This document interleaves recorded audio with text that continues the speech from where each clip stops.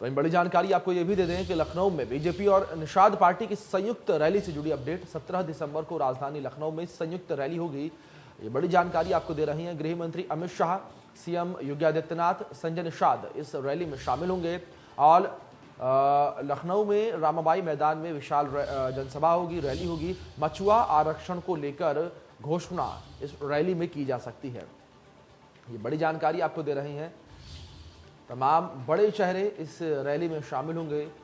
गृह मंत्री अमित शाह, सीएम योगी आदित्यनाथ और संजय निषाद इस रैली में शामिल होंगे और रामाबाई मैदान में विशाल जनसभा भी होगी। तो लखनऊ के रामाबाई मैदान में विशाल जनसभा, मछुआ आरक्षण को लेकर घोषणा इस रैली से की जा सकती है। बड़ी अपडेट, बड़ी जानकारी आपको दे रही हैं।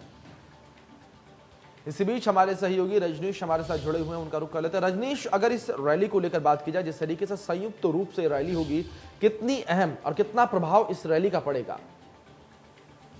देखिए, इस रैली से मैसेज देना है पूरे प्रदेश के अपने वर्ग में, निषाद समाज में, जिसका वो दावा करते हैं कि इस समाज का प्रतिनिधित्व हम ही करें। हालांकि निषाद समाज से जिस प्रकार से उनका यहाँ मंत्री भी है राज्य मंत्री योगी सरकार में, लेकिन वो जो यहाँ उत्तर प्रदेश के विधानसभा के चुनाव में जिस तरीके से छोटे छोटे दल जाति संगठन को लेकर सामने खड़े हैं, तो कहीं ना कहीं उनकी एक मैसेज देने की कोशिश है कि इस बिरादरी की जात के हम सबसे बड़े नेता है।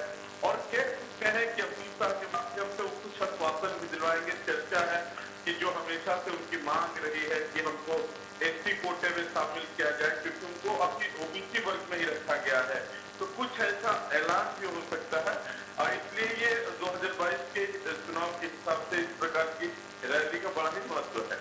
जी रजनीश, जानकारी यहाँ पर ये भी लेना चाहेंगे कि जिस तरीके से कहा जा रहा है कि इस रैली में कई बड़ी घोषणाएं हो सकती हैं, संयुक्त रैली में क्या कुछ घोषणाएं होंगी और किन मुद्दों पर नजर यहाँ पर प्रदेश की जनता की रहेगी इस रैली पर? देखिए, मैंने जिक्र किया कि वो जो इनकी वर्षों से लंबित मामला रहा है कि ये हमेशा से मांग करते रहे कि हमको अनुसूचित जात में शामिल किया जाए, क्योंकि उसका रिजर्वेशन में आरक्षण में बहुत ढेर सारे लाभ मिलते हैं ओबीसी के तुलना में। तो हो सकता है कि इसमें कुछ उनको आश्वासन दिया जाए, क्योंकि मौजूद रहेंगे, क्योंकि वो तो कैबिनेट की चीजें होती है, वो कैबिनेट का प्रस्ताव होता है। लेकिन ये माना जा रहा है कि चुनाव के लिहाज से कुछ ऐसी बड़ी इनको आश्वासन। रजनीश, यहाँ पर देखा जाए पिछड़ा वर्ग को क्या साध कर भारतीय जनता पार्टी एक बार फिर से वापसी कर पाएगी?